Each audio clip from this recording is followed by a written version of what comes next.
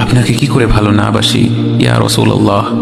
যখন আপনি আমাকে ভালোবেসেছেন সেই 1400 বছর আগে, যখন আপনি আমাকে মিস করতেন, আশা করতেন যেন আমার সাথে দেখা করতে পারেন, অথচ তখনও আমি জন্মই হইনি।